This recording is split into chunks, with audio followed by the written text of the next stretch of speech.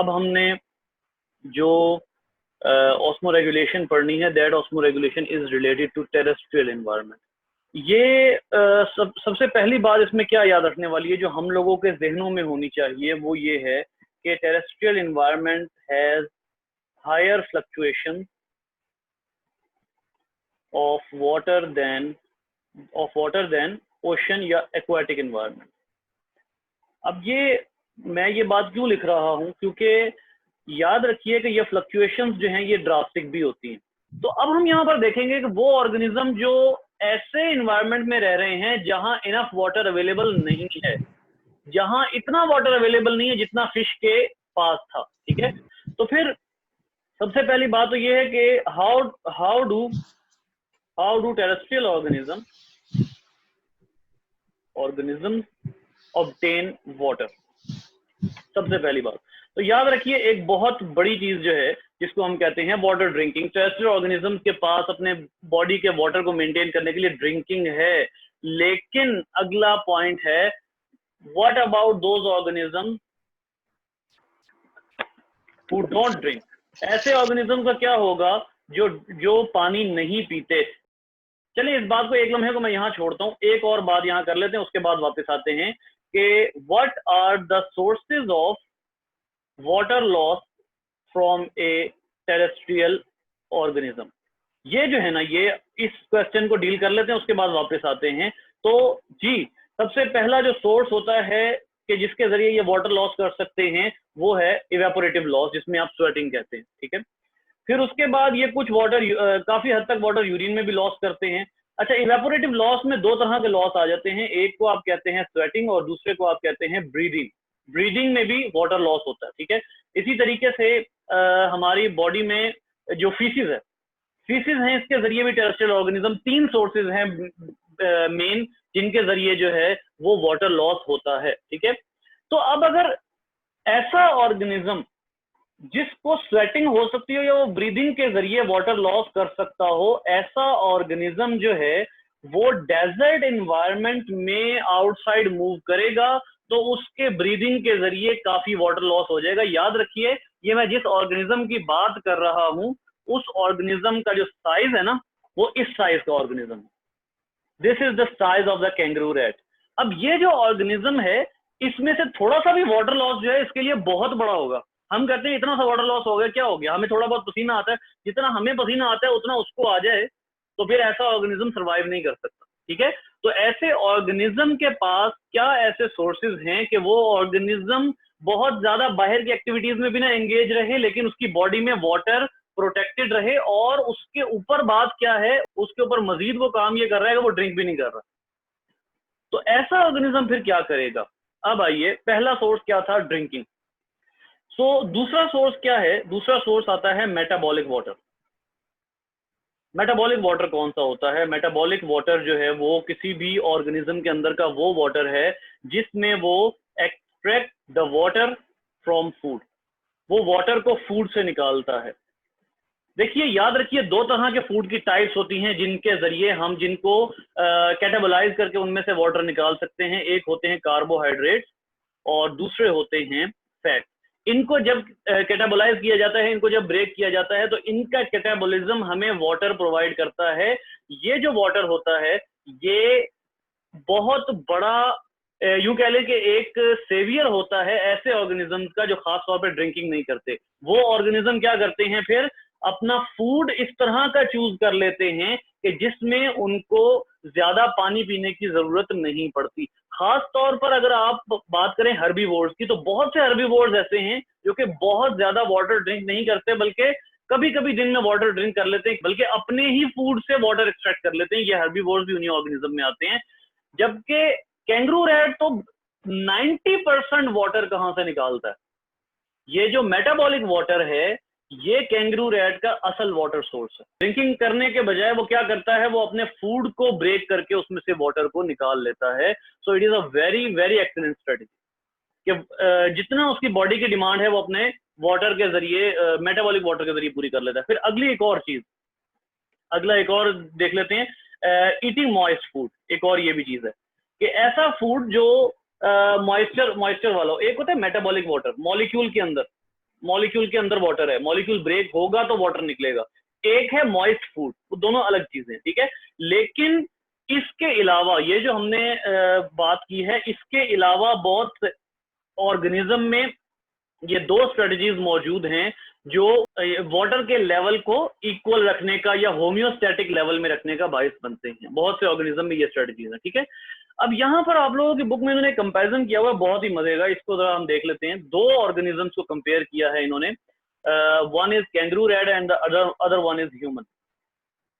अब इसमें आप जरा देखिएगा कि ये जो ऑर्गेनिजम्स यहाँ पर इन्होंने लिखे हुए हैं, इसमें दो तरह के इन्होंने काम लिखे हुए हैं। एक ये गेन कैसे करते हैं, दूसरा ये लॉस कैसे करते हैं। तो जी ड्रिंकिंग से ह्यूमन अपनी पूरी बॉडी में जो मौजूद होता है वाटर, उसका 48% ड्रिंकिंग से हासिल करता है, जबकि कैंगरू रैट जो है वो ड्रिंकिंग करता ही नहीं। मतलब हमारा तो हम तो ऐसे ऑर्गेनिजम्स हैं ओमनीवोर्स कि हम जो खाना खाते हैं, हम वो खाना बेशक मेटाबॉलिक वाटर उसमें भी मौजूद है, लेकिन हम उसके अलावा भी घटाघट चढ़ाते चले जाते हैं। वो तो हमारी डिमांड है बॉडी की डिमांड इस लिहाज से है कि हमारा जो लाइफस्टाइल है और हमारे जो जीन्स हैं, और ह्यूमन जिस जिस जो है वो इन्वायरमेंट में रहने के काबिल है, उस लिहाज से अगर देखा जाए तो ह्यूमन मेटाबॉलिक वाटर भी यूज करता है और ह्यूमन ड्रिंकिंग वाटर भी यूज करता है, ठीक है। तो ये जो मेटाबॉलिक वाटर है ये, अच्छा उसके बाद है फ्री वाटर इन फूड। किसके फूड में फ्री वाटर ज्यादा है? फ्री वाटर जनाब ह्यूमन के फूड में अभी भी ज्यादा है। मतलब हम खाते भी ऐसा फूड है कि जिसको देखें, हरगिज जरूरी नहीं है कि हमारा सारा खाना मॉइस्ट हो, लेकिन अगर हम स्पेशली वेजिटेरियंस हो, हम सब्जी खाएं, तो उसमें जो मॉइस्चर ऑफ फूड है वो हमें ज्यादा मिलता है। और 10% मॉइस्ट फूड कौन खाता है? Kangaroo rat. अब आइए असल बात के ऊपर, मेटाबॉलिक वाटर ये वो चीज है जो कि अगर हमारे पास होती तो शायद हम भी इस लेवल पे वाटर ड्रिंकिंग ना करते। ह्यूमन के पास जो मेटाबॉलिक वाटर है, यानी मॉलिक्यूल्स को ब्रेक करके उनसे वाटर निकालने की जो कैपेसिटी है, वो ह्यूमन के पास सिर्फ 12% है, जबकि यहां पर आप देख लीजिए it has 90% of its body water as metabolic water. ये पूरे बॉडी की बात हो रही है ना, वाटर बैलेंस की बात हो रही है। तो आप देख लीजिए कि 48% ड्रिंकिंग है ह्यूमन की, 12% मेटाबॉलिक वाटर है। यहां पर आप देखिए 0% ड्रिंकिंग है, 90% जो है वो मेटाबॉलिक वाटर है, और बाकी 10% कितना हो गया? बाकी 10% फूड के जरिए आ रहा है। तो आपके सामने ये सारी सूरत हाल है कि 10% जो वाटर है वो सिर्फ मॉइस्ट फूड से ले रहा है, कौन? Kangaroo rat. बाकी जो है वो 90% ऑफ वाटर जो है वो अपने मेटाबॉलिक वाटर से ले रहा है। मेटाबॉलिक वाटर जो है वो इस लिहाज से बहुत ही ज्यादा हेल्पफुल होता है कैंगरू रैट और इसकी तरह के ऑर्गेनिज्म के लिए। अच्छा उसके बाद देखिए लॉसेस कैसे होते हैं। अच्छा ये एक बहुत बड़ा फिगर है। अपनी बॉडी का सबसे ज्यादा जो लॉस होता है वो ह्यूमन का यूरिन के जरिए होता है, जबकि इसके यूरिन में 25% ऑफ इट्स बॉडी वाटर या 25% ऑफ टोटल वाटर जो है वो यूरिन के जरिए। ये 60% ऑफ टोटल जितना वाटर लॉस होता है, एक्चुअली ये बात नहीं है। देखिए हमारी किडनी एक दिन में, जी कोई बताएगा क्या फिगर है, कितना जो है वो लीटर यूरिन बनाती है? किसी के जेहन में है?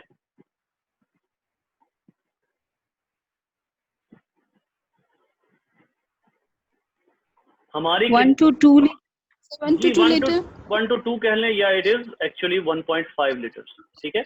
तो 1.5 लीटर्स जो हैं वो टोटल यूरिन बनता है। तो जितना को हम वाटर लॉस करते हैं, तो 1.5 लीटर एक दिन में उसका 60% बनता है, मतलब जितना हम वाटर लॉस करते हैं।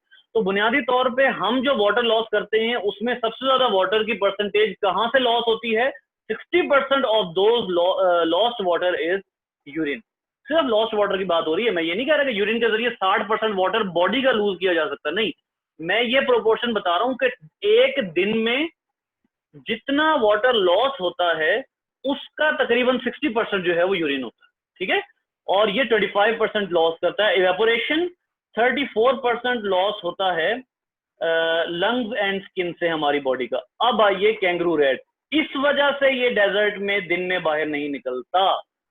इसको मुझे ज्यादा एक्सप्लेन करने की जरूरत हरगिज नहीं है, 70 का फिगर आपके सामने है। अच्छा फिर एक और चीज मैं आपको बताता हूँ बहुत ही इंटरेस्टिंग, वो क्या है? कैंगरू रैट, कैंगरू, कैमल, ये जो ऑर्गेनिज्म है इनमें एक बहुत ही स्पेसिफिक फीचर होता है, और वो फीचर क्या है कि these organism have a large loop of Henley. इनका लूप ऑफ हेनले बहुत डीप और बहुत लार्ज होता है। आपको पता है ह्यूमन मैक्सिमम कितना कंसंट्रेटेड यूरिन बनाता है? ह्यूमन टोटल 1200 मिली ऑस्मॉल मैक्सिमम कंसंट्रेटेड यूरिन बना सकता है। मिली ऑस्मॉल जो है एक यूनिट है सोल्यूट का। ऑस्मॉल में ऑस्मो का वर्ड मैंने आपको बताया था, सोल्यूट से रिलेटेड होता है। मिली ऑस्मॉल जो है वो 1200 मिली ऑस्मॉल का मैक्सिमम कंसंट्रेटेड यूरिन होता है। और ये जो डेजर्ट एनिमल होते हैं ना, ये 9000 मिली ऑस्मॉल कंसंट्रेटेड यूरिन बनाते हैं। ये मैं आपको किस बुक से बात कर रहा हूं जाकर पढ़ लीजिएगा, ये है शेरवुड फिजियोलॉजी। 9000 मिली ऑस्मॉल कंसंट्रेटेड यूरिन मतलब इसमें सिर्फ इतना वाटर निकलेगा कि जो इनफ हो किडनी से यूरिन को बाहर ले जाने के लिए। ये एक बहुत बड़ा कंपैरिजन है जो कि आपको ह्यूमन रिस्क में नजर आएगा, और ये यहाँ पर एक्चुअली लिखा होना चाहिए था। मैं आपको यहाँ पर लिख देता हूं कि यहाँ पर जो है जनाब टोटल कितना बन रहा है। यहाँ पर जो जैसी भी राइटिंग आएगी उसका आपको गुजारा करना होगा मिली ऑस्मॉल। और यहाँ पर क्या चक्कर चल रहा है जी, यहाँ पर 9000 मिली ऑस्मॉल का जो यूरिन है वो बन रहा है, यानी major proportion of water is getting reabsorbed inside the loop of Henle। मैंने क्या कहा आपको, इनका loop of Henle बहुत large होता है as compared to human। Camel का specifically long loop of Henle. चलें आपको एक और इंटरेस्टिंग इंफॉर्मेशन देता हूं कैमल के बारे में। Camel can drink 80 litres in 10 minutes. अव्वल तो पानी अवेलेबल ही नहीं है, लेकिन जब अवेलेबल होता है तो ये 10 मिनट के अंदर 80 लीटर पी लेता है। हवाला फिर वही बुक है। ये 10 मिनट में 80 लीटर यानी 8 लीटर पर मिनट के हिसाब से वाटर ड्रिंकिंग कर सकता है, और वो सारा वाटर इसकी बॉडी में सेव हो जाता है। और उसमें क्या क्या है, इवेपोरेटिव लॉस से बचना, फिर अपने आप को धूप से बचाना। लेकिन कैमल नॉक्टर्नल नहीं है, कैमल की बॉडी में एक ऐसी तय होती है फैट्स की जो इवेपोरेटिव लॉस से बचाती है। फिर एक और स्ट्रेटेजी जिसका आपकी बुक में यहां पर जिक्र किया हुआ है, ये evolved in effective solution for excreting large loads of salt eaten with their food. देखिए बहुत से ऑर्गेनिज्म के बारे में आपको ये पता है कि ये ऑर्गेनिज्म नमकीन खाना खाते हैं। जैसे जो सी गल्स हैं, परिंदा एक खास किस्म का सी गल है जो कि फिश ईट करता है, या मैरीन बर्ड्स हैं जो कि वहां पर जो है वो अपना मैरीन फूड खाते हैं। उन ऑर्गेनिजम्स ने क्या स्ट्रेटजी रखी हुई है अपने पास, आइए इसको जो है वो हम यहां से डिस्कस करेंगे कैम्बल बायोलॉजी से। इन ऑर्गेनिजम्स के स्पेशल ग्लैंड्स होते हैं जस्ट अबव देयर बीक। ये देख लीजिए, इनके यहां से ये सॉल्ट निकल रहे हैं, और सॉल्ट निकल के इनकी बीक पर से होते हुए ये सॉल्ट थोड़े से वाटर के ड्रॉप के साथ बॉडी से बाहर जा रहा है। ये देखिए ये नेजल सॉल्ट ग्लैंड है। इन्होंने इसको फिर मजीद लार्ज करके दिखाया हुआ है। नीचे आ जाएं, ये देखें, ये जो है आपके पास ट्रांसपोर्ट एपिथेलियम है, ये सिक्रीटरी ट्यूब्यूल है। ये वो ट्यूब्यूल है जिसने सॉल्ट्स को लेकर जाना है बाहर, और उन सॉल्ट्स को लेकर बाहर इस आउटलेट से बाहर निकाल देना है। लेकिन सॉल्ट लिए कहां से जा रहे हैं, फिर वंस अगेन वापस आइए, आपको अच्छे तरीके से पता है ये सारे ब्लड वेसल्स गुजर रही है ना, कैपिलरीज गुजर रही हैं, तो एक्स्ट्रा सॉल्ट इधर से एब्जॉर्ब होगा, और एब्जॉर्ब होकर इनकी नेजल कैविटी में मौजूद जो स्पेशल ग्लैंड्स हैं इनके जरिए बाहर चला जाएगा। ये देख लीजिए, उन्होंने आपको अगली डायग्राम ये दिखा दी, ये देखें दिस वन। इस डायग्राम में जरा ऑब्जर्व कर लें, आपके पास सॉल्ट आयंस जो हैं वो इस एपिथेलियम के जरिए खास किस्म के सेल्स हैं जिनके ऊपर एक खास किस्म के उभार बने हुए हैं। ऐसे उभार आपने पहले कहां देखे थे, याद है कुछ? विलाय का काम क्या था? विलाय का काम भी यही था कि विलाय ने जो एक्स्ट्रा फूड या जितनी भी एब्जॉर्प्शन का सरफेस एरिया बढ़ाना होता था, तो ये जो आपके पास यहाँ पर इनको आप कहते हैं किडनी में, इनको नाम दिया जाता है, अगर मैं यहाँ पर नाम लिखने की कोशिश करूं, इनको किडनी में नाम दिया जाता है पोडोसाइट्स। ये पोडोसाइट्स होते हैं और स्पेशल किस्म के सेल्स होते हैं, किडनी, हमारी किडनी में भी मौजूद होते हैं, ठीक है। ये पोडोसाइट्स होते हैं, और इन पोडोसाइट्स के जरिए वाटर को बाहर सॉल्ट को बाहर मूव किया जाता है। चाहे ये बर्ड्स में पोडोसाइट कहला रहे हैं या नहीं, लेकिन ये विलाय वाले सेल्स होते हैं, और इसके जरिए सॉल्ट इस डक्ट में आता है, इस डक्ट के जरिए सीधा बाहर जाता है। तो अब आप देख लीजिए, इन ऑर्गेनिजम्स ने सिर्फ और सिर्फ अपने जो वाटर को मेंटेन करने के लिए इन ऑर्गेनिजम्स के पास एक ये बहुत बड़ी स्ट्रेटजी है, ये वाले ग्लैंड, जिसके जरिए ये बाहर निकालते हैं अपने जो एक्स्ट्रा सॉल्ट्स आ जाते हैं। क्योंकि जब ये खाना खाएंगे, मछली खा रहे हैं, किसी कन्फॉर्मर को खा लिया इन्होंने, ठीक है, अब क्योंकि सी गर्ल्स की बात हो रही है ना, इन्होंने अगर किसी कन्फॉर्मर को खा लिया है तो इसका मतलब है उसमें बहरहाल सॉल्ट की अमाउंट होगी तो अच्छी खासी। तो वो सॉल्ट जो अच्छा खासा इनकी बॉडी में अब आ रहा है, उसको रिमूव करने के लिए एक स्ट्रेटजी इनके पास ये होती है।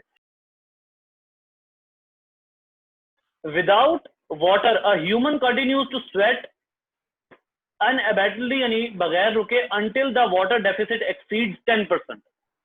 10% अगर बॉडी का वाटर लॉस जब तक ना हो जाए, हमें स्वेटिंग होती रहती है, 10% जब तक ना हो जाए, ठीक है। उसके बाद क्या होता है कि जब 12% तक वाटर लॉस हो जाता है तो हम स्वॉलोइंग भी नहीं कर सकते, इवन इफ ऑफर्ड वाटर। हम उस वक्त जो है वो स्वॉलोइंग भी नहीं कर सकते, चाहे पानी ही क्यों ना पीने लगे, लेकिन हमारा हलक और हमारे बॉडी के जो इनिशियल मसल्स हैं जिन्होंने हमारे वाटर को नीचे तक लेकर जाना है, वो हमारी हेल्प नहीं करेंगे अगर 12% बॉडी का वाटर लॉस हो जाता है। और डेथ क्या होती है, डेथ कब है, जब 15 से 20% वाटर जो है वो लॉस हो जाता है। तो ये परसेंटेज है हमारे अपनी टॉलरेंस की। 10% बहुत बड़ी टॉलरेंस है बाय द वे। अगर आप बात करते हैं, अगर मैं भूल नहीं रहा तो गार्डन एंड हॉल में लिखा हुआ है कि हमारी बॉडी में टोटल 48 लीटर्स ब्लड होता है, I am sorry 48 litres water होता है तकरीबन। तो ये आप कंफर्म कर सकते हैं गाइडन में जाके किस चैप्टर में लिखा होगा। गालबन जो एक्सक्रीटरी सिस्टम वाला चैप्टर है ना, आगाज के चैप्टर्स जो हैं उनमें शायद किसी में लिखा हुआ है, और पहले पेज पे लिखा हुआ है, मतलब कहीं दूर जाने की जरूरत नहीं है आपको।